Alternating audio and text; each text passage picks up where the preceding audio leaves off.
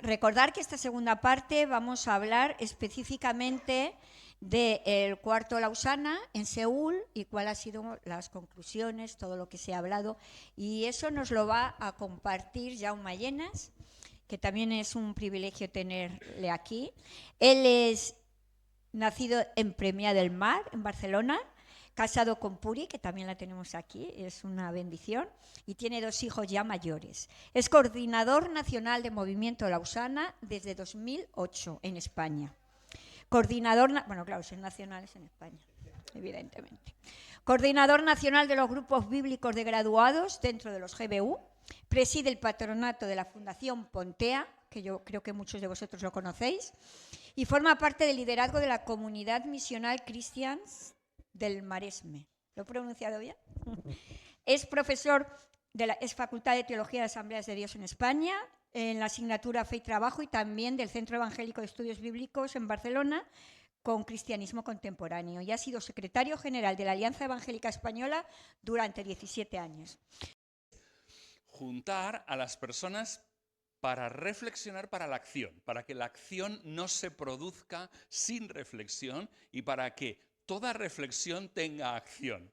Esto es el conjunto de lo que ha sido esas 2 almas de Lausana que representan Billy Graham, que era un evangelista práctico ahí, y el otro lado, John Stott, un hombre de reflexión, un hombre que era un teólogo, uno de los grandes teólogos del siglo XX, ¿no? Juntar esas 2 almas es lo que produce en este día un movimiento que hace algo que nadie más hace. Cuando se junta el movimiento de Lausana en España, se produce esa reflexión para la acción también. Es de los pocos lugares donde se puede hablar realmente temas de fondo para hacer avanzar la misión. El Congreso de Lausana es un congreso de evangelización en un sentido amplio, porque no solo habla de proclamación, sino que habla de proclamación y demostración. Mirad, el lema de este último congreso fue que la Iglesia proclame y demuestre a Cristo junta. Esto fue el lema. Fijaos, es la Iglesia, pero proclamando y demostrando a Cristo unidos. Esos son los elementos que hay ahí. Dejadme que os muestre también parte del carácter de Lausana, porque el carácter de Lausana no es pacífico. ¿Qué quiero decir con ello? Que no es que estemos todos de acuerdo en todo, porque esto no es posible. O sea, los evangélicos somos, si una cosa nos distingue es que somos muy diversos, ¿no? Por lo tanto, ¿qué tipo de trabajo hacemos juntos, ¿no? El trabajo que hace junto Lausana es traer a un lugar todos los inputs del mundo evangélico. Yo recuerdo, 2010, Ciudad del Cabo, sube a Ruth Padilla, la hija de René Padilla, y nos habla acerca de la importancia de la misión integral, nos habla de la importancia de la justicia, de la verdad, de la pobreza, de vivir vidas que sean coherentes con el Evangelio. Y subir, nada, unos minutos después John Piper diciendo, todo esto de la misión integral está muy bien, pero si la gente no se convierte, se van al infierno. O sea, ¿entendéis lo que es el movimiento de Lausana? El movimiento de Lausana no es que todos digan lo mismo, no es que en cada proclamación esté el equilibrio dentro del mismo, no, en cada proclamación no. Es en el conjunto de las proclamaciones donde está el equilibrio. Es que todos han tenido lugar y todos han entendido que la proclamación es necesaria y todos han entendido que la demostración es necesaria, y es esa mezcla de inputs diferentes lo que constituye esa ventaja, es traer a todos, no traer a los que piensan como yo, no traer a los que piensan lo correcto desde mi perspectiva, sino traerlos a todos y darles espacio en el púlpito, darles espacio en el estrado para que esas corrientes sigan funcionando y hagan el mix que hay que hacer para realmente hacer avanzar la obra. Tenemos que dejar de anatemizarnos los unos a los otros. Tenemos que perder esa costumbre Nosotros la tenemos mucho. Pensad que los españoles hemos creado la Inquisición, ¿vale? La Inquisición es para matar a otros cristianos. Es para esto que existe la Inquisición, para callar las otras voces, ¿eh? Para que el otro no tenga el derecho ni siquiera de hablar. Se le mataba en efigie si no se le podía matar en persona, porque en España hay que matar hasta la memoria. Es raer la memoria de ellos para que nadie se acuerde. Somos uno de los pocos países en donde cada vez que hay un cambio de régimen cambiamos los nombres de las calles y de las plazas, como si los otros no hubieran existido. Esto formó parte de nuestra historia, nos dolerá.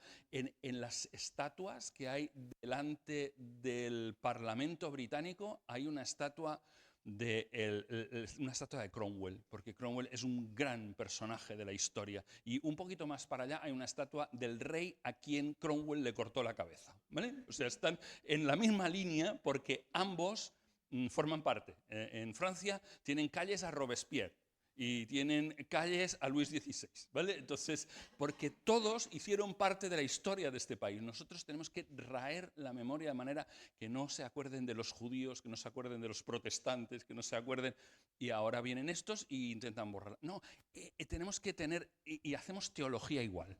Hacemos teología de esta manera, tratando de borrar la memoria de los demás. Tenemos que acostumbrarnos que el pueblo evangélico, Dios lo ha hecho así.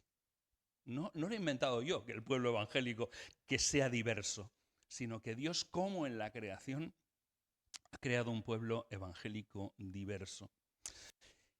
Lausana 4, una de las cosas buenas que tiene es que tiene el mejor proceso de preparación que ningún otro congreso ha tenido hasta ahora. Y esto se nota en el congreso.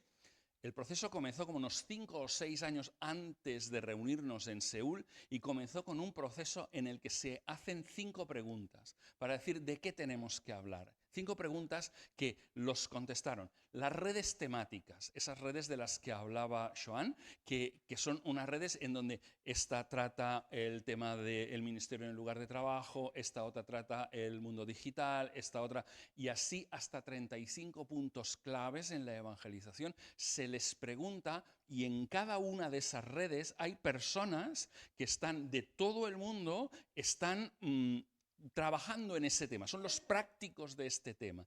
Y se les pregunta, a las 12 regiones del movimiento. Hay una reunión para Latinoamérica, otro para Europa, otro para Sudeste Asiático, así hasta las 12 regiones. Y todo ello se construye un documento con qué es lo que falta, cuáles son las brechas que faltan para terminar la Gran Comisión. Esas 25 brechas de las que hablaba Joan, ¿no? Se identifican esas y se comienza a trabajar en estadística. ¿Cuál es la situación? ¿Cuál es el estado de la Gran Comisión? ¿Hasta dónde hemos llegado a día de hoy? Ese documento lo podéis tener, ¿vale? Entráis en la página Lausana Hispana, ¿vale? Sabéis que no hay la ñ, ¿eh? lausanahispana.org, y tenéis el documento de el estado de la Gran Comisión en castellano. Podéis tener, veréis un montón de estadística, un montón de artículos, son como 500 páginas el estado de la Gran Comisión hoy en día. Entonces es muy amplio,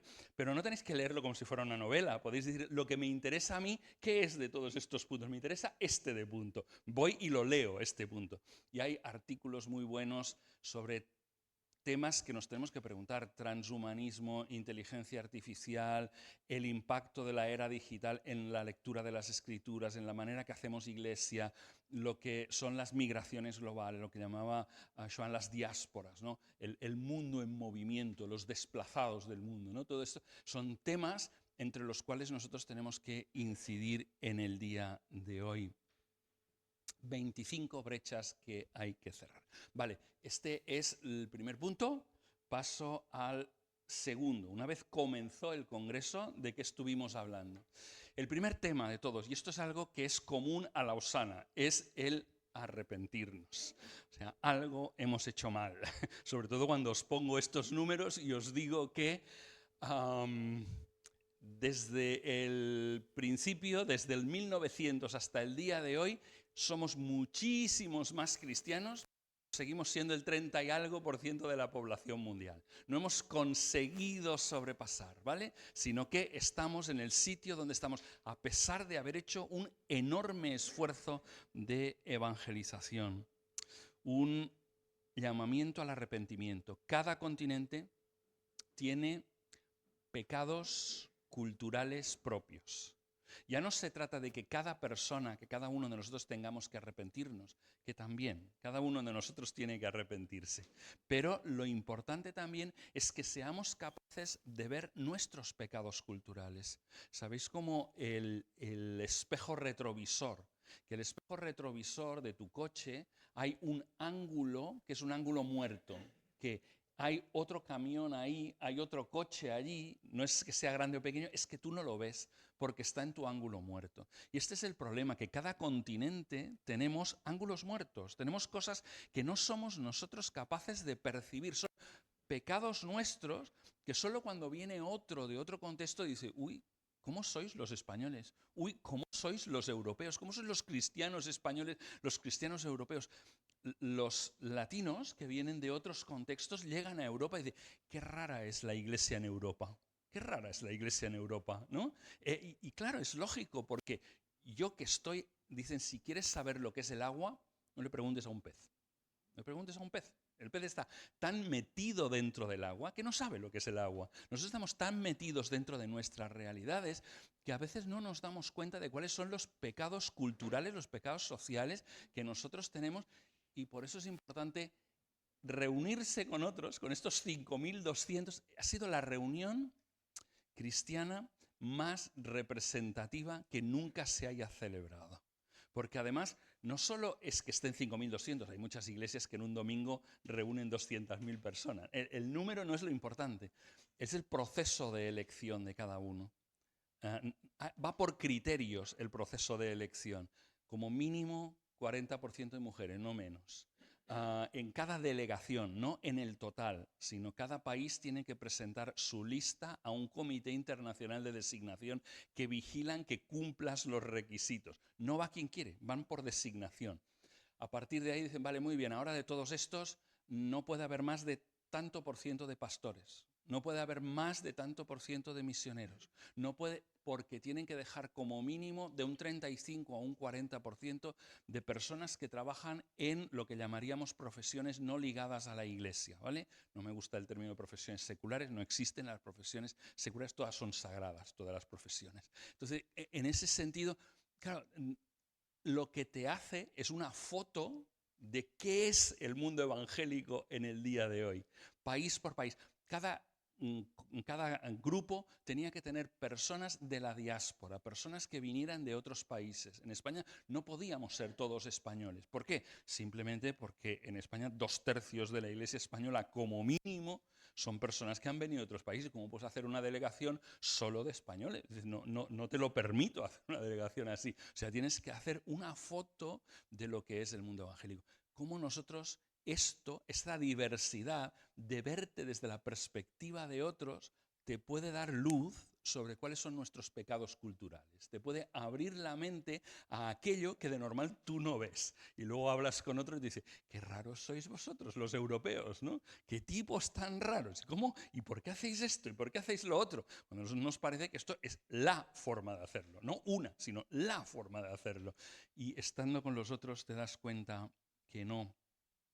Si queremos acelerar el proceso de llegar a todas las capas de la sociedad, tenemos que analizar cuáles son nuestros pecados, porque estos pecados están impidiendo el avance y la aceleración del Evangelio. Si yo ahora os preguntara, ¿cuáles son los pecados de nuestro entorno cultural? Tendríais que andar echándole una pensada, ¿no? ¿Cuáles son los pecados específicos de nuestro entorno cultural que a nosotros ya nos parecen normales? Sigo preguntando, ¿cuáles son los pecados de mi iglesia local? Esa iglesia con la que me reúno. ¿Cuáles son los pecados de esta iglesia de los cuales tengo que arrepentirme para que el Señor me abra la vista y me muestre, ¿no? El otro tema al inicio del Congreso fue la necesidad de la dirección del Espíritu Santo.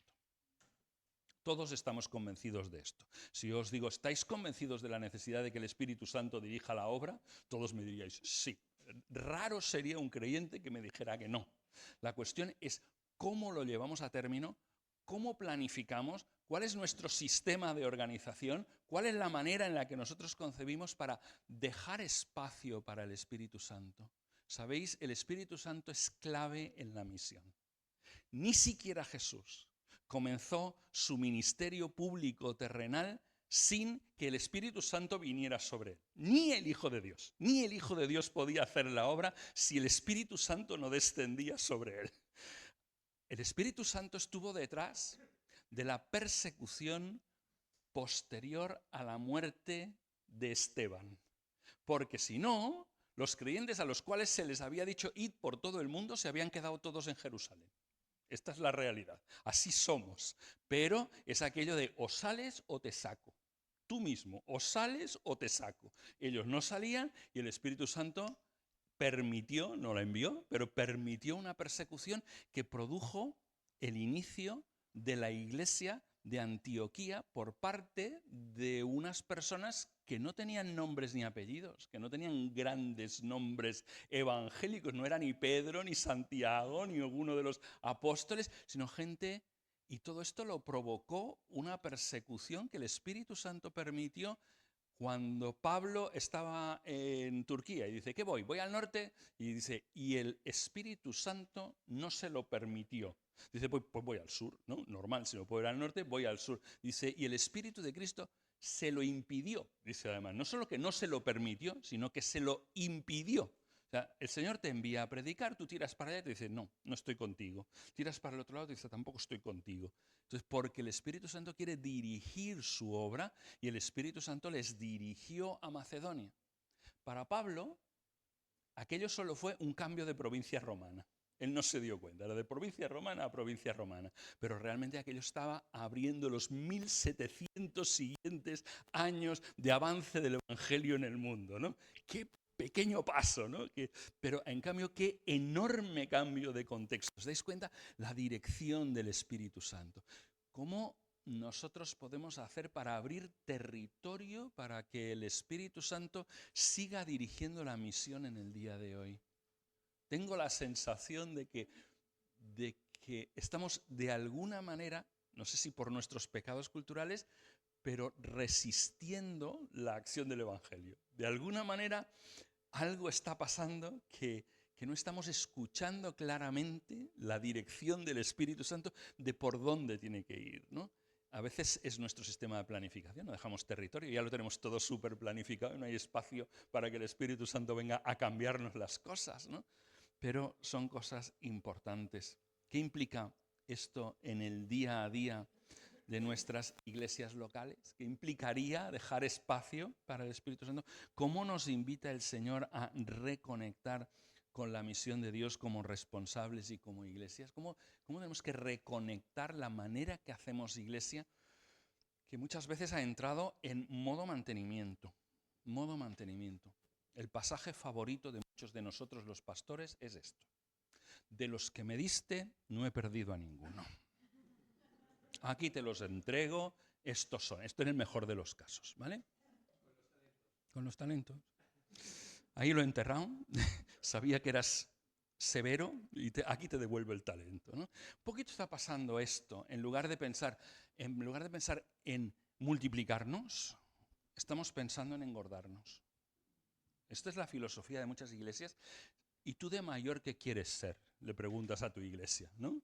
Y de mayor qué quiero ser mega iglesia. Esto es lo que la mayoría de las iglesias grandes y pequeñas del país quieren ser, es ser mega iglesias.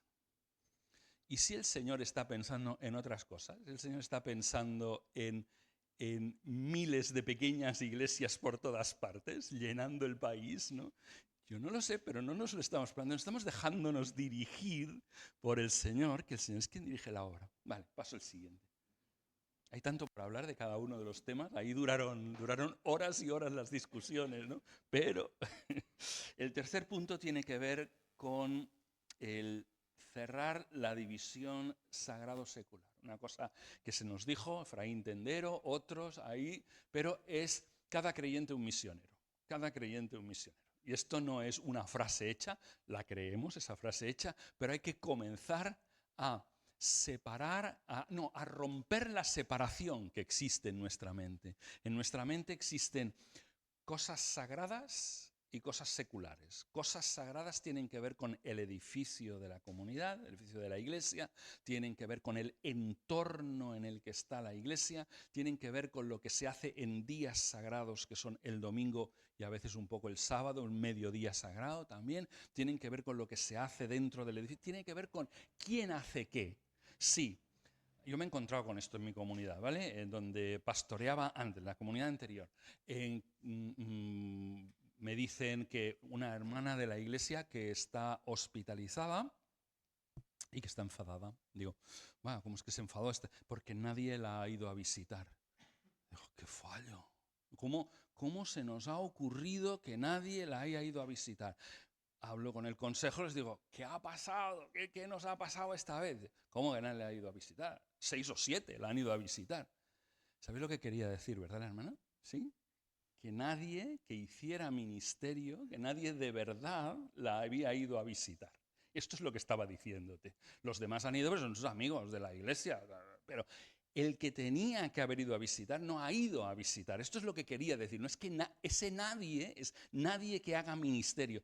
Claro, hemos hecho una división sagrado-secular. ¿Quién hace ministerio? Los pastores y los misioneros, que estos tienen un llamamiento plus. Son un llamamiento VIP, ¿vale? Y como estos tienen llamamiento VIP, estos hacen una cosa que se llama ministerio, es una cuestión sagrada eso del ministerio.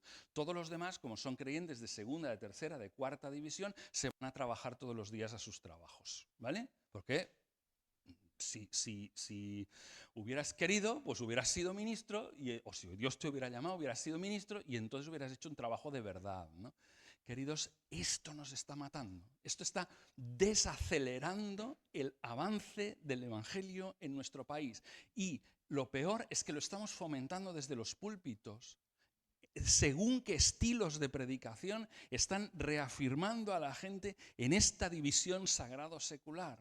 Estamos diciéndole a la gente que hay trabajos sagrados y que hay trabajos no sagrados.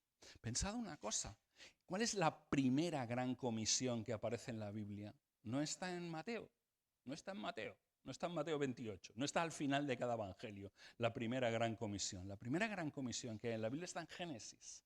Está en Génesis capítulo 1, versículos 26 a 28, cuando les dice, dominad la tierra, enseñoreadla, hacedlos con ella. ¿Qué es lo que nos está mandando? Está mandando a trabajar. Está mandando a trabajar. El mandato cultural es un mandato. Dios nos está mandando. ¿A quién? A todos los seres humanos. Por lo tanto, cuando yo obedezco y me voy a mi lugar de trabajo, estoy haciendo la tarea, la primera gran comisión que Dios me envió. Si no, si la única gran comisión consistiera en predicar el Evangelio, solo tendría sentido que el 1% para los más lanzados, el 1% que están todo el día predicando el Evangelio. ¿Cuánto tiempo pasas predicando el Evangelio al día? Predicando, proclamando. Un 1%, si es que mucho, eso ya es un montón. Yo diría que menos. Solo tendría sentido el 1% de tu vida. Pero ¿sabes una cosa? Tiene sentido el 100% de tu vida, porque aquello que haces en tu lugar de trabajo es la primera gran comisión que te entrego. Y la segunda, la de id y haced discípulos, está confirmando esto. Id y haced discípulos en todos los lugares, en todo lugar. Porque en todo lugar no solo se refiere a que te vayas a otro país, sino a que en todos los lugares donde estés, haz discípulos. Y se hace discípulos haciendo tu trabajo. Esta es la primera manera. Claro, esto hay que romperlo, porque si no la gente se siente de segunda división, porque se lo estamos comunicando directamente, ¿vale? Si fueras de verdad, serías pastor. Si fueras de verdad, serías misionero. Y esto nos está destruyendo completamente. ¿Dónde podemos verla en nuestras iglesias? ¿Cómo se contrarresta la división sagrado-secular? Se contrarresta sobre todo de una manera muy clara, que es haciendo discípulos para todas las áreas de la vida. Esta es la respuesta del Señor. Por eso dice, id y haced discípulos. Porque un discípulo no sigue a Jesús las horas que está en la iglesia. El edificio de la iglesia no tiene nada de especial. El edificio es solo paredes, no es un lugar santo, es solo paredes, solo es un lugar para reunirnos. Por lo tanto, tiene sentido todo lo que hacemos y tenemos que hacer discípulos para donde están los discípulos en todo momento. Discipulado intencional y relacional. Hacer que las personas sean más como Jesús en todo tiempo, en todo lugar. Aprovechar todas las estructuras para hacer discípulos. Jesús creó varias estructuras para hacer discípulos. Cuando Él marchó, tenía 3 estructuras creadas. Tenía un grupo de 120 personas. Cuando hablaba al grupo grande de sus discípulos, tenía 120 en el aposento alto. Pero tenía un grupo con los que dedicaba bastante más tiempo. La mitad de su tiempo lo pasó con esos 12. Esos 12 son su segunda estructura de discipulado. Tenía el grupo grande, el culto grande, vamos a ponerle así, tenía el grupo pequeño y aún tenía otro grupo más pequeño. Tenía a Juan, a Pedro y a Santiago, con los que pasaba aún más tiempo. Tenía la estructura del microgrupo, la estructura de 3. ¿Os dais cuenta cómo Jesús solo hacía una cosa, solo hacía discípulos? Esto es lo que se dedicaba todo el día, hacía discípulos. Y utilizaba estas 3 estructuras. ¿Por qué no las estamos copiando nosotros en nuestras iglesias? ¿Cómo pensamos? En lugar de esto nos hemos vuelto iglesias cultocéntricas, que el gran acontecimiento de la vida de la iglesia es que celebra cultos. Tenemos una cultura de culto. ¿Cuándo decimos que se ha plantado una nueva iglesia? ¿Cuál es el momento en el que sabemos que se ha plantado una nueva iglesia? Cuando la iglesia celebra cultos. Entonces decimos, ahora tenemos un local, hacemos cultos, hay un púlpito. Esto es que hay una nueva iglesia. Para Pedro, para Pablo, para Juan, para Santiago, para ninguno de estos nos hubieran entendido. No nos hubieran entendido. Porque ellos tenían una cultura de hacer discípulos. Ellos decían que había una nueva iglesia cuando los discípulos se estaban multiplicando. ¿Vale? Entonces, seguidme y yo os haré pescadores de hombres. Si no hay pescadores de hombres, no se está siguiendo, no hay transformación, no estamos llegando a lo que Jesús nos dijo. División sagrado-secular. En cuarto lugar, el lugar de trabajo como el lugar prioritario para la misión. Hay un sitio donde pasamos más de la mitad de nuestra vida despiertos. Hay un lugar al que le dedicamos entre 80.000 y 90.000 horas en la vida. ¿Serio? ¿Tienes una buena teología para donde vas a pasar entre 80.000 y 90.000 horas? ¿Vale? ¿O es que eso es secular? Como todo lo que es del cuerpo es menos espiritual en esa visión que no es la visión del Evangelio, que no es la visión de las Escrituras. Mirad que en las Escrituras el cuerpo no lo crea un ente inferior como en los gnósticos, sino que quien crea el cuerpo es el Padre a través del Hijo, en la creación. Y vio Dios que era bueno, y vio Dios que era bueno, y vio Dios que era bueno. ¿Qué quiere decir ese y vio Dios que era bueno? ¿Es que Dios está sorprendido porque no le ha salido tan mal esto de la creación? Dice, me hubiera podido salir una chapuza, pero me ha quedado bastante bien. Esto es lo que pensáis que quiere decir cada vez que dice y vio Dios que era bueno. Es que está diciendo, yo fui el creador del mundo de lo material y el mundo de lo material es bueno. Es bueno. En contra de todo lo que decían los filósofos griegos de que el mundo material era malo, dice, no, y el mundo material era bueno. Y cuando crea al hombre dice, y era bueno en gran manera. Por lo tanto, claro, todo lo que hacemos con el cuerpo, con esa filosofía griega, el sexo es malo, lo que tiene que ver con el trabajo es malo. ¿Por qué? Porque se hace con el cuerpo todo esto. Y por lo tanto nosotros hemos tenido sospecha. ¿Lo espiritual es mejor que lo físico? ¿De dónde has sacado esto? ¿Quién te engañó? Porque esto no lo has sacado de la Biblia. Esto no estaba ahí. Alguien te engañó y nosotros hemos comido esto y lo hemos metido en nuestras cabezas y pensamos que esto es lo correcto. Esto es incorrecto totalmente. Claro, entonces hemos abandonado el lugar de trabajo, el lugar en donde pasamos más tiempo, en donde tenemos más tiempo de contacto con personas no cristianas, en donde estamos ahí en un contacto natural, en donde experimentamos las mismas presiones los unos que los otros, pero nosotros las resolvemos de otra manera. En ese sitio no hemos considerado que es el lugar adecuado. Pero mirad cómo esto está cambiando. Ciudad del Cabo, ¿vale? 2010. Hubo en Ciudad del Cabo 2010 un track, un grupo de charlas que hablaban sobre el trabajo como lugar de misión.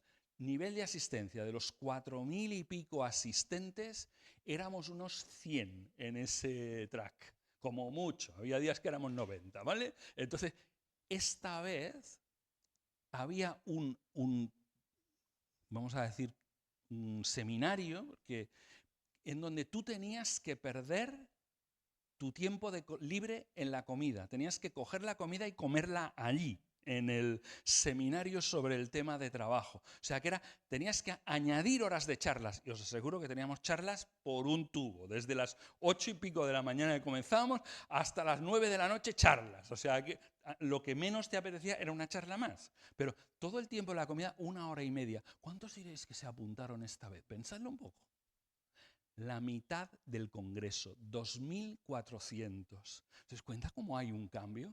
Como el Señor está trayendo un cambio, pero profundo. Gente de todos los continentes perdían su hora de comer y la tenían ahí adentro comiendo mientras escuchaban charlas, porque el tema está cambiando. Las cosas están cambiando a nivel global. A veces, a nivel local, aún no estamos viendo los resultados. Imaginad que todos los miembros de vuestra iglesia se consideraran el misionero que Dios envió, que consideraran sus trabajos como su lugar de misión. Eso es lo que significa. Y que además fueran capacitados por la iglesia, preparados por la iglesia. Claro, esto exige un cambio del rol del papel del pastor.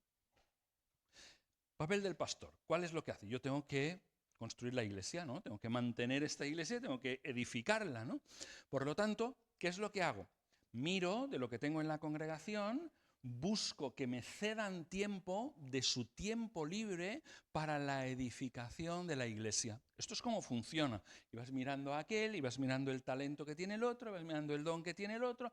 Todos estos me pueden servir. Voy a ver si les cojo algo de su tiempo libre para que me lo presten para la iglesia. Esto significa que el 99% está en función del 1%. Que el que tiene la tarea de edificar la iglesia es el pastor, el 1%, y el 99% están en función del ministerio de este. Pero esto no es lo que dice la palabra de Dios. Nosotros somos protestantes, ¿no? La Reforma hizo una cosa que es devolverle a la gente la Biblia. Y hizo otra cosa que es importante, que es enunciar el sacerdocio universal de todos los creyentes. ¿Habéis pillado esa idea? Si la tenéis, sois protestantes, ¿eh? Tenéis esa idea en la cabeza. Los católicos no tienen esta idea, nosotros sí tenemos esa idea. Vale, pero ¿sabéis qué? Fracasamos al entregar, al devolverle el ministerio al pueblo de Dios. Unos cuantos tenemos el ministerio secuestrado. Y a veces lo que hacemos es ceder trocitos del ministerio a otros para que me ayuden a hacer el mío. ¿Y si esto hubiera que girarlo? ¿Y si todos ellos que son sacerdotes resulta que ya tienen un lugar de misión, que es su lugar de trabajo, y que mi función como pastor es capacitar a los santos para la obra del ministerio? Estoy citando Efesios 4:12, ¿vale? Efesios 4:12. Que la función de apóstoles, profetas, evangelistas, pastores y maestros es capacitar a los santos para la obra del ministerio. ¿Quién hace la obra del ministerio en este versículo? Los santos hacen la obra del ministerio. Ellos son los que tienen ministerio. ¿Cuál es mi ministerio? Capacitarles para el ministerio de ellos. Dice, para la edificación del cuerpo de Cristo. O sea que, en lugar de pillar tiempo libre de los demás para que me ayuden a mí a edificar la iglesia, es al revés. Que si yo capacito santos para la obra del ministerio, dice que esto edificará el cuerpo de Cristo. Dice que esto hará que todos juntos, versículo 13, ahora estoy ya, que todos ellos lleguen a ser a la estatura de ese hombre perfecto que no es otro que Cristo, ¿vale? Entonces, estoy haciendo discípulos también.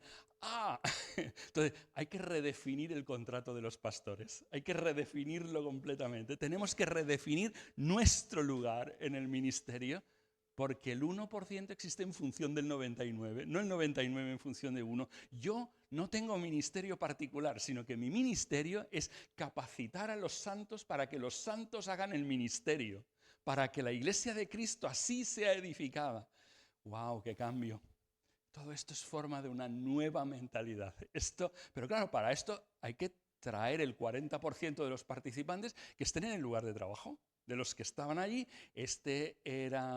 trabajaba en una fábrica, el otro era agricultor y el otro pues trabajaba como directivo en una empresa. Esto es lo que había en las mesas. Estamos en mesas como vosotros ahora, mesas de 6, ¿vale? Y en esas mesas de 6 había de todo, en todos los ministerios diferentes, lo que debatíamos los unos con los otros.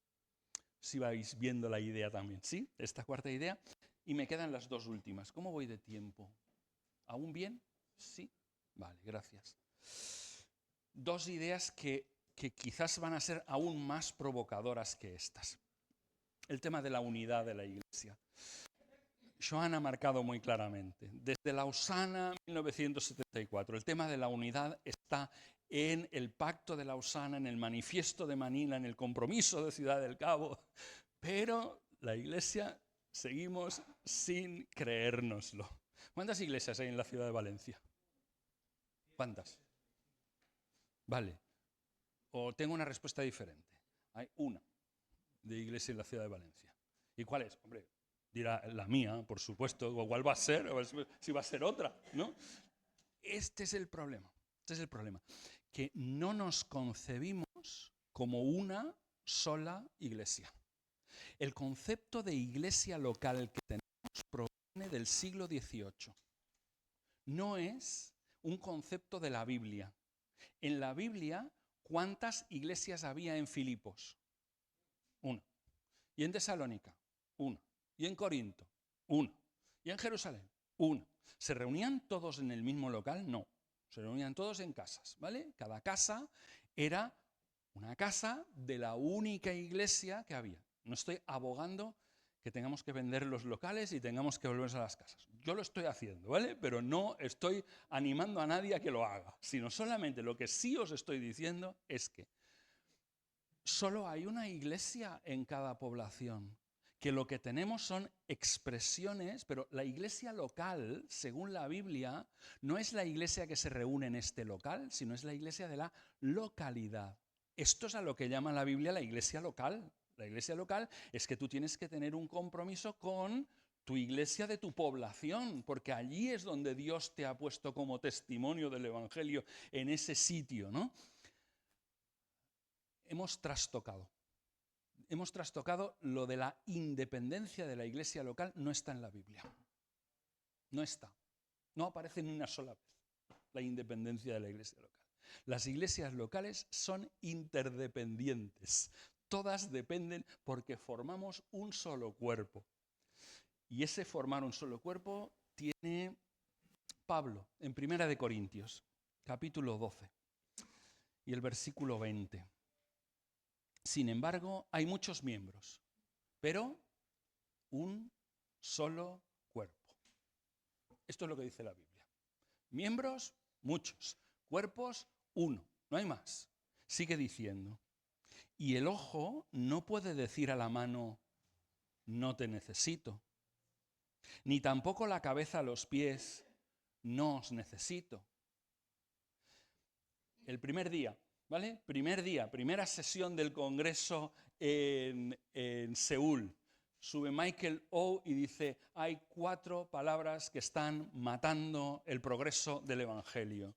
Están desacelerando, están haciendo justo lo contrario. Las 4 palabras son estas. Yo no te necesito. Yo no te necesito. Esto está frenando el avance del Evangelio a nivel global. Este es el peor peligro con el que estamos combatiendo hoy en día. Yo sí te necesito. Tú y yo somos de la misma iglesia. Existe la iglesia de la población. ¿Cómo podemos volver a recuperar esas ideas. Pablo, en Efesios 4, ¿qué clase de unidad? Porque hay que preguntarse ahora, ¿qué clase de unidad? Pablo, ¿qué es lo que quieres decir cuando hablas de la unidad, de que existe un solo cuerpo? Efesios 4, del 1 al 3. Yo pues, prisionero del Señor, os ruego que viváis de una manera digna de la vocación con que habéis sido llamados. ¿Qué es vivir de una manera digna de la vocación con que habéis sido llamados? Sigue diciendo, con toda humildad y mansedumbre, con paciencia, soportándoos unos a otros, en amor. 5 características. Y ahora continúa el versículo 3. Esforzándoos, con todo eso, esforzándoos por preservar la unidad del Espíritu en el vínculo de la paz. ¿Qué cosas sabemos de este versículo? Primero, que quien produce la unidad no somos nosotros. Quien produce la unidad es el Espíritu. Porque tenemos un mismo Padre, continuará diciendo, a continuación dirá, un solo Padre, un solo Señor, un solo Espíritu. Vale, esto lo continuará diciendo a continuación, un solo bautismo, una sola fe. Vale. Quien crea la unidad no es nuestro, esto no es una creación nuestra, es una creación del Espíritu. ¿Cuál es nuestro papel? Dice, esforzándoos por preservar la unidad del Espíritu. Nosotros tenemos que esforzarnos, escuchadlo bien, porque hay que hacer esfuerzo para preservar la unidad, hay que esforzarse literalmente por preservar, no por construirla, sino por preservar la unidad del Espíritu que él ya ha dicho en el vínculo de la paz. ¿Cómo se preserva? Dice con estas 5 características, mostrando el carácter de Cristo.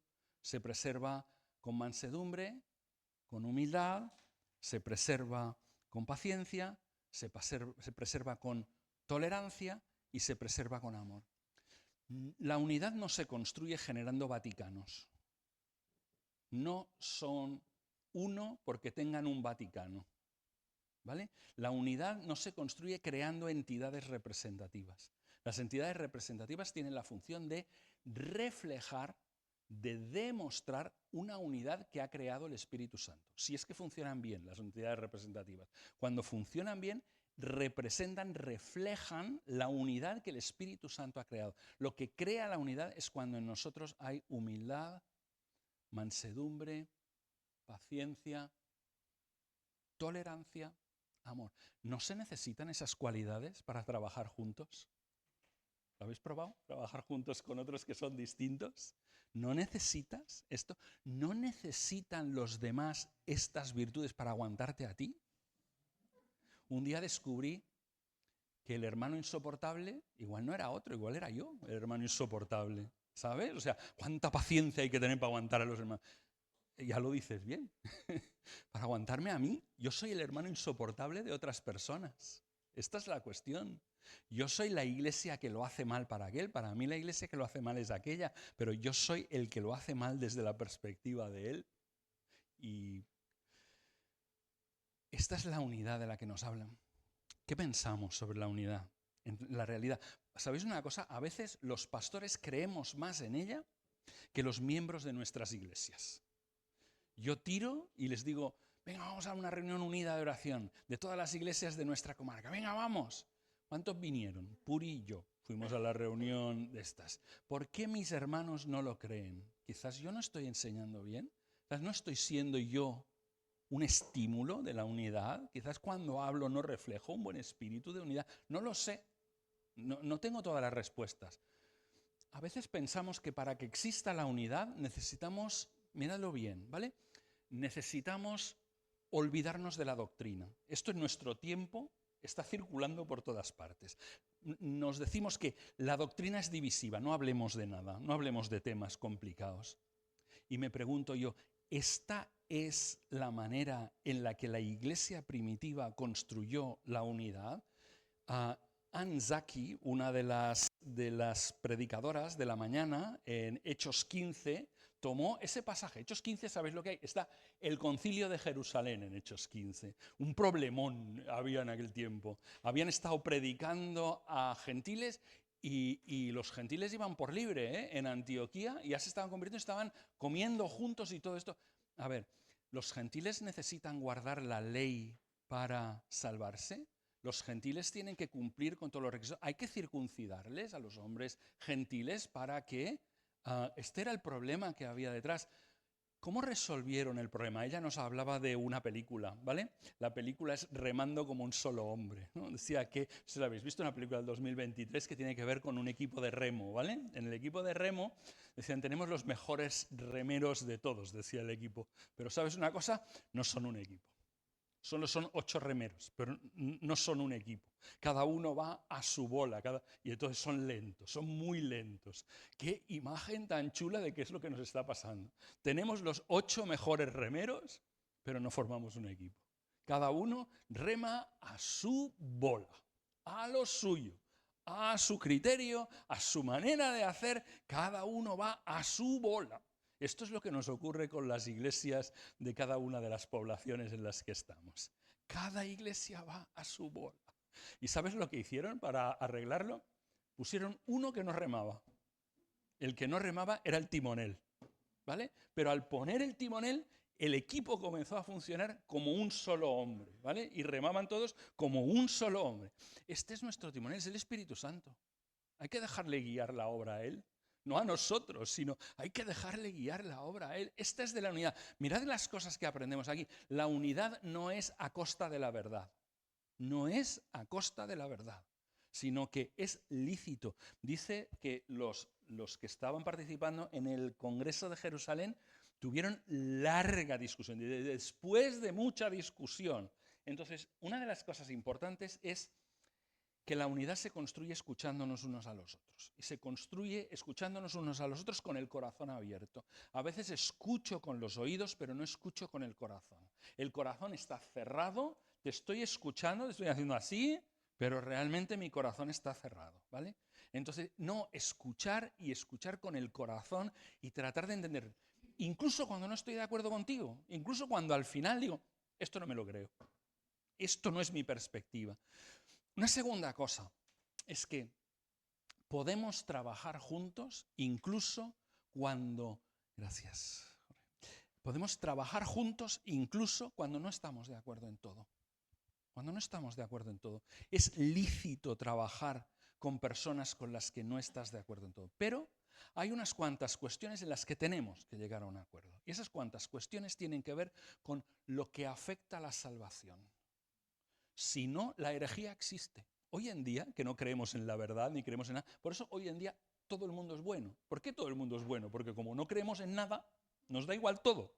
Pero en la Biblia sí hay convicciones. En la Biblia sí que hay cosas que producen salvación y evangelios que no producen salvación. Y nosotros tenemos que ser capaces de decir, con este no voy a trabajar. Y esto no rompe la unidad de la iglesia, el decir con este no voy a trabajar, siempre y cuando esté en juego la salvación de las personas. Porque esto, la Biblia, por ejemplo, ¿cuál es el mensaje central de la epístola de Judas? ¿Habéis leído la epístola de Judas? ¿Sabéis que existe una epístola de Judas en el Nuevo Testamento? ¿Sí? Vale. Pues entonces, la cuestión, la expresión clave está ahí en el versículo 3. Contendiendo por la fe una vez dada a los santos. Hay una fe dada a los santos y está fija, está una vez dada ya, no se toca, no se toca, está ahí establecida. Y hay que contender a veces, hay que pelear por la fe. No da igual lo que creamos. No, la unidad no se construye sobre el todo vale, sino que todo vale, solo salva el Evangelio. Si se predica otra cosa que no es el Evangelio, eso no salva. Es inútil predicar otra cosa. Ahora que he dicho esto, la tercera cosa es, tenemos que saber distinguir muy bien qué es lo esencial de lo secundario. Porque si lo convertimos todo en principal, entonces nada es principal. Si todo es principal, nada es principal. Entonces tenemos que saber muy bien lo que afecta a la salvación de las personas, ni un paso atrás ni para tomar impulso. Ni para tomar impulso, ¿vale? Porque estamos ligados a la autoridad de las Escrituras, dice el movimiento de la Hosana. Pero en lo no esencial no tengo que construir mi castillo, no tengo que construir y encasquillarme en una doctrina de una palabra. Es esencial, es doctrina esencial que Cristo volverá. Esto es doctrina esencial, tenemos que creerlo todos. Si no lo crees, estás en una herejía. Segunda cosa, ¿cómo va a regresar Cristo? No lo sabemos. Cada uno tiene su aproximación. Bendigo la tuya, ¿vale? Yo puedo estar equivocado. Es que a veces no pensamos que el equivocado puede ser yo. Por estadística, aunque solo sea por estadística, sostengo cosas que son mentira. Yo tengo mis propias herejías, ¿vale? Pero esas cosas son secundarias. Esas cosas se curan con más tiempo de lectura, con más humildad, con... Mi maestro, José Grau, decía que delante de algunas cosas lo que necesitaban era más lectura, más oración y menos posicionarme rígidamente. Esto era la enseñanza. Él fue de los pocos españoles que estuvo en Lausana en 1974. Entonces, claro, pensad en esto, que la doctrina no es hacer doctrina fundamental de todo, sino solo de aquello que si no se cree, las personas no pueden ser salvadas. Voy a pasar al último punto, ¿vale? Para que no me digan que ahora sí que ya me he pasado. Hay una frase que me parece que es muy importante. En lo principal, unidad. En lo secundario, libertad. En todo, caridad. ¿Vale? Si mantenemos ese principio, podemos preservar la unidad del espíritu en el vínculo de la paz. Esto es lo lícito. El último punto. Si algo estuvo presente, como os decía, desde el primer momento, fue la palabra colaboración.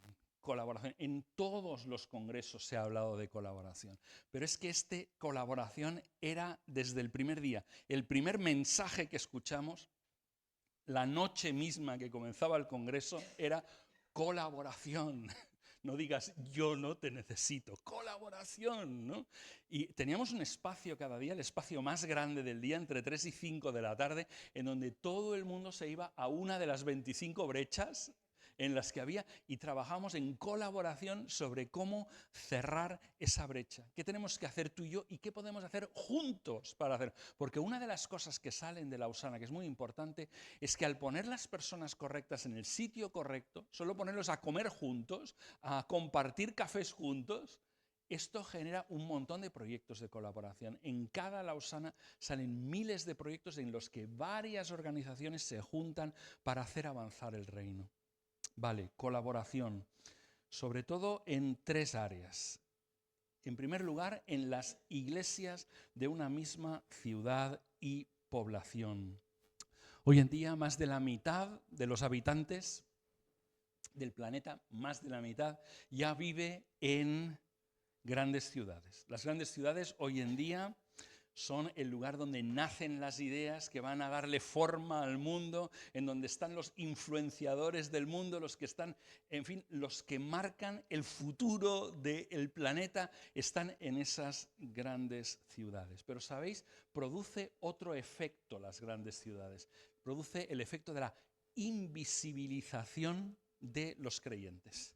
Las iglesias se vuelven invisibles. La gran ciudad lo que hace es perder el centro para las iglesias, que antes estaban en el centro de las ciudades y hoy en día están en polígonos industriales de las afueras, porque a través de legislaciones, a veces urbanísticas, no te permiten construir una iglesia en el centro. Las iglesias a veces han crecido y la siguiente iglesia que se pueden pagar, que se pueden permitir, está en una nave industrial en las afueras de la ciudad. Por lo tanto, cada vez son más invisibles. Los pastores hoy en día ya no son personas de referencia. En los pueblos más pequeños, los pastores todo el mundo lo conoce, ¿no? O sea, vas por el pueblo y todo el mundo sabe que tú eres el pastor del pueblo, ¿no? Pero en las grandes ciudades nadie sabe quién eres. Nadie sabe quién eres. No te llaman para los actos civiles del ayuntamiento. Eres don nadie en las grandes ciudades. Y esto invisibiliza un montón el Evangelio. Si continuamos actuando así, nos volvemos absolutamente irrelevantes. Si cada iglesia actúa por su propia cuenta, nos convertimos en absolutamente irrelevantes. Nadie tiene el poder, por muy grande que seas, nadie tiene el poder de llegar a una ciudad en el día de hoy. Por lo tanto, lo que necesitamos es un movimiento para la ciudad. Necesitamos un movimiento en el que juntos las iglesias, las organizaciones cristianas, las ONGs, las empresas con mentalidad cristiana, todos ellos se junten para tener, mirad bien, la propuesta es esta, no para formar una única iglesia local. Yo no creo que sea bueno ni positivo el juntar todas las iglesias en un mismo punto. Me parece que con esto llegaremos a mucha menos personas que si somos un montón de iglesias diferentes con características diferentes. O sea que la propuesta es esta, ¿por qué no acordamos una agenda común para la iglesia de la ciudad? Esto es lo que una de las iniciativas de Lausana ha sido Movement Day. Movement Day lo comenzaron Tim Keller, Bob Dole y Mark Pierre, los tres en 2 desayunos en Ciudad del Cabo. Ellos desayunaron juntos 2 días e inventaron el movimiento de las ciudades. ¿En qué consiste? En esto, en establecer una estrategia común. En Chennai, en la India, dijeron 600 iglesias más. Vamos a plantar entre todos 600 iglesias más, ¿vale? Y comenzaron a trabajar todos para esto. Pero en otras ciudades esto se ha ido extendiendo por ciudades de todo el mundo. En Europa también. Atenas están funcionando así, Birmingham están funcionando así. Hay otros ejemplos en todo el mundo de movimientos de ciudades. Pactamos entre todos y luego cada uno, desde sus diferencias, desde sus capacidades, desde sus énfasis doctrinales, que son lícitos esos énfasis, todos aportamos al objetivo único y central que nos hemos propuesto en la ciudad. ¿Entendéis el cambio de mentalidad? Es comenzar a actuar como una iglesia, no como tropecientas iglesias, sino comenzar a actuar como una sola iglesia, con un solo plan, con un solo objetivo, que lo vamos a mantener y vamos a vigilar que se siga cumpliendo y vamos a trabajar juntos para que se siga cumpliendo. La idea de la unidad no es hacer un puré, es hacer una ensalada. ¿Me entendéis? ¿Qué pasa con un puré? Todo machacadito. Y tú no puedes distinguir cuáles son los elementos que entraron en ese puré. Por el color dices, igual hay zanahoria y hay patata porque es bastante blanco, y por el sabor igual le han echado no sé qué. Pero es muy complicado porque se ha hecho un puré de iglesias, ¿no? No es el puré de iglesias, es la ensalada. En la ensalada aquí está el tomate, aquí está la lechuga, aquí está el atún, aquí está, echad lo que quieras, ¿vale? Pero cada uno le echa lo que quiera en la ensalada. Lo que hay en la ciudad es lo que hay que echar en la ensalada. El Señor ha traído estas iglesias a la ciudad. El Señor es el dueño, es el Espíritu Santo el que ha formado estas iglesias aquí, ¿no? ¿Son iglesias que predican el Evangelio? O sea, ¿estamos en común con el Evangelio con ellos? Vamos a trabajar juntos en el movimiento de la ciudad. Si no, no aceleramos la plantación, ¿no? Si no, no aceleramos el avance del Evangelio. Segunda cosa. Unidad, colaboración entre las organizaciones cristianas. Alguien dijo una vez, y lo diré más esta tarde, si es tu sueño, puedes alcanzarlo solo. Si es el sueño de Dios, necesitas a todo el pueblo de Dios para alcanzarlo. Y esto en las organizaciones no está funcionando tanto. Tenemos un pueblo evangélico pequeño. Aún en España somos un pueblo evangélico pequeño. Si somos el 2% de la población, no me lo creo, pero si somos el 2% de la población, somos muy pocos. No llegamos al 1.000.000 de habitantes para una población de 49 millones, decían el otro día que éramos en España. Vale, ni siquiera llegamos al 2%, pero vale. De alguna manera tenemos demasiadas organizaciones para 1 millón de personas. Tenemos demasiadas facultades teológicas, demasiadas escuelas bíblicas no tenemos tantos profesores buenos. Tenemos profesores buenos, pero no tantos. Si fuéramos capaces de trabajar como uno, tendríamos mucha mejor formación teológica. Podríamos sostener. ¿Sabéis lo que pasa? Que al ser muchas organizaciones, todas tienen que vigilar por su propia subsistencia, porque las instituciones tienen que subsistir.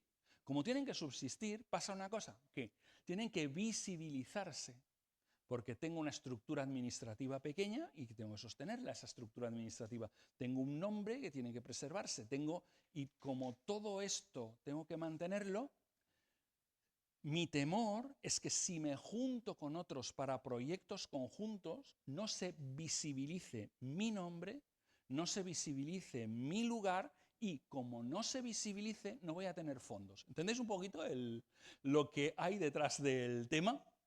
Es una cuestión de que la sostenibilidad me viene por hacerme visible.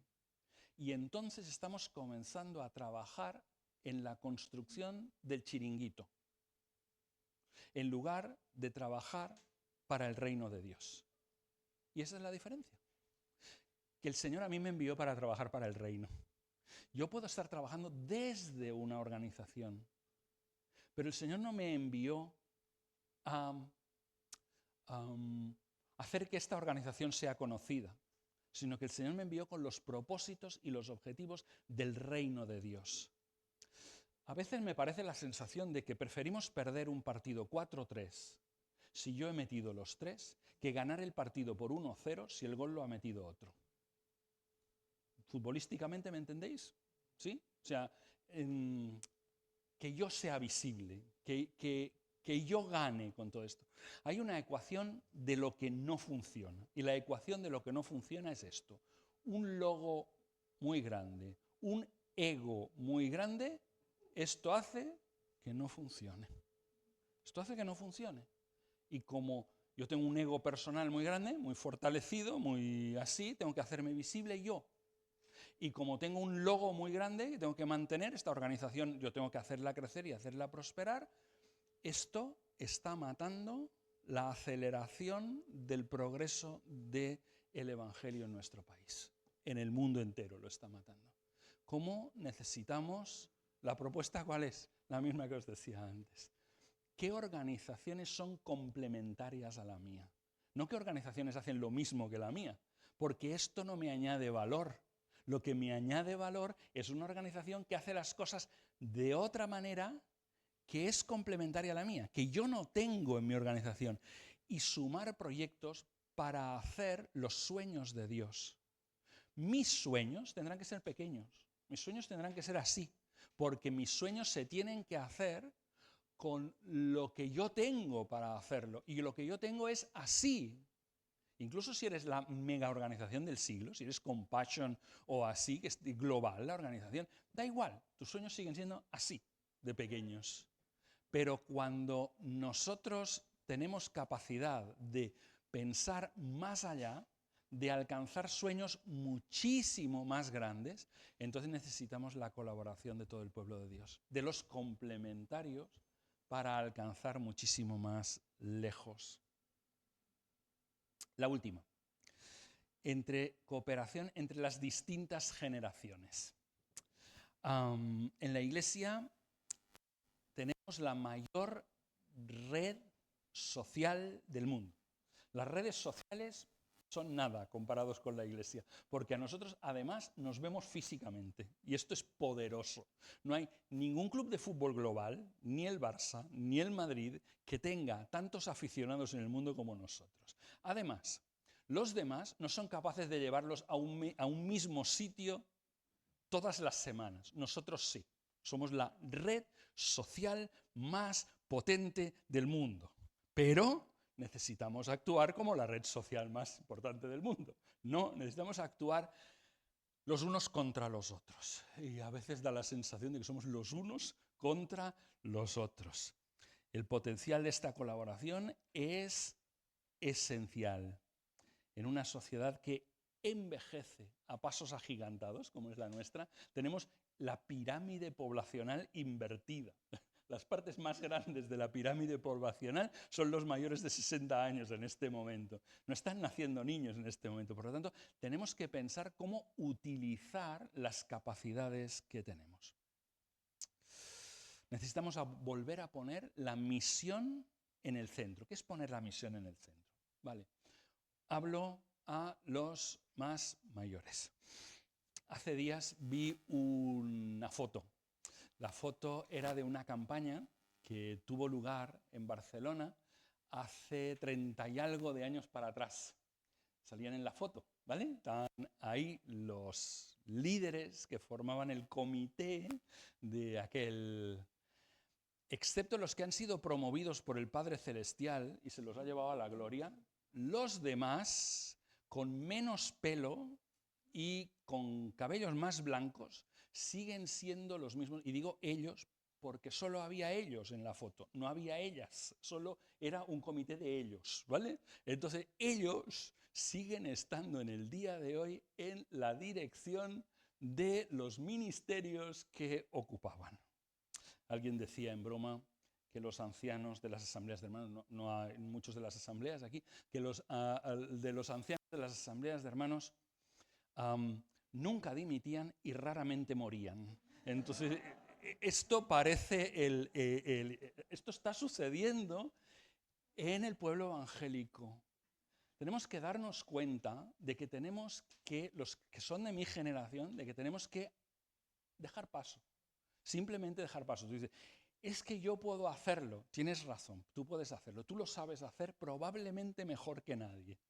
Pero estás bloqueando el acceso de una generación que está súper preparada para estar ahí, que tiene un montón de capacidades para estar ahí y que no se va a enfrentar nunca a ti, ¿lo sabes? O sea, tú tienes prestigio, ellos te quieren y te respetan, y porque te quieren y te respetan, nadie se va a levantar y va a decir, quiero tu sitio, quiero tu posición. No son así ellos. Solo si te vas, permitirás que ellos entren. Y ahora entra tu ego herido. Y yo es que ya no sirvo para nada. Sí sirves muchísimo.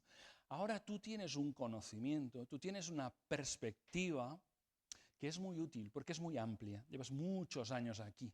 Entonces, como llevas muchos años, conoces a un montón de gente, más que nadie, conoces a gente, y además tienes perspectiva de lo que ha pasado hasta aquí, lo que te da capacidad de analizar lo que pasará en el futuro. Tú puedes hacer cosas que nadie más puede hacer, pero eso no exige que ocupes los lugares ejecutivos en los movimientos. Deja los lugares ejecutivos a la generación de los 40 como mucho. Los de 30 y pico y los de 40. Estos son los que tienen que tomar ahora los lugares ejecutivos en el pueblo de Dios en España. Y tú puedes seguir en este momento en otras cosas para las cuales te liberarán de espacio para que las puedas hacer y dejas los lugares ejecutivos. Ahora hablo a los más jóvenes. Hace unos días, un grupo de jóvenes en un ministerio cristiano se echaba las manos a la cabeza porque gente muy mayor había participado en una actividad de jóvenes, ¿vale? Estaban escandalizados por eso. Los jóvenes que habían venido a participar tenían menos de 30 años, ¿vale? Los escandalizados no, los que escandalizaban tenían menos de 30 años, pero los veían como súper mayores, unos viejos han venido al campamento, ¿no? Y decían, oh Dios mío. Entonces, ¿entendéis? O sea, tenemos que entender, irse de vinos, la diferencia con hacer la misión de Dios. ¿Sí? Para irme de vinos, me voy con la gente de mi generación. Me voy con estos, punto. Tú te vas con la gente de tu generación. Es lo lógico, es lo habitual, es lo que tiene que pasar. Es bueno, es saludable. Pero tienes que distinguir entre irte de vinos y hacer la misión de Dios. Para la misión de Dios, todos nos necesitamos. Yo te necesito, tú me necesitas. Si una generación pretende hacerlo sin la otra, no llegará a ningún sitio. Desaceleraremos la misión otra vez.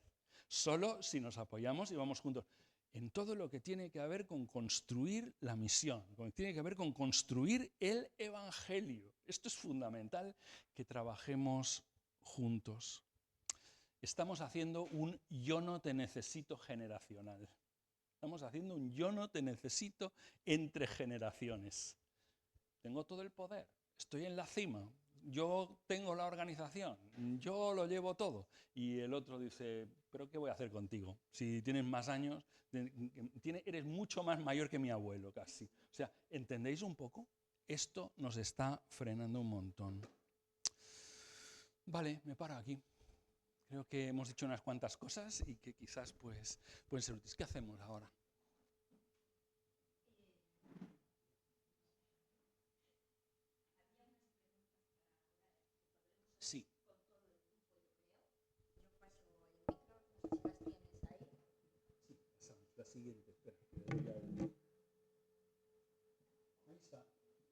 Vamos a intentar hacerlas, bueno, no sé cómo lo ves, intentamos verlas por mesas.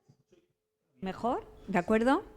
Entonces, por eso, si miraros en las mesas, si queréis reorganizaros, hacerlo como queráis, pero vamos a intentar hablar de estas preguntas en cada una de ellas. Yo no sé si las leéis bien.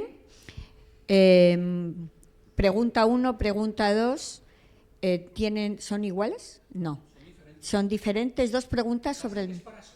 Vale, perfecto. Vale. Vale, pues entonces, si todos las podéis leer, vamos a escoger una de la 1 y una de la 2. ¿Os parece bien? Y vamos a intentar tener un tiempo para compartirlas en las mesas y dependiendo del tiempo que tengamos, luego podemos ponerlas en común aquí o justo después.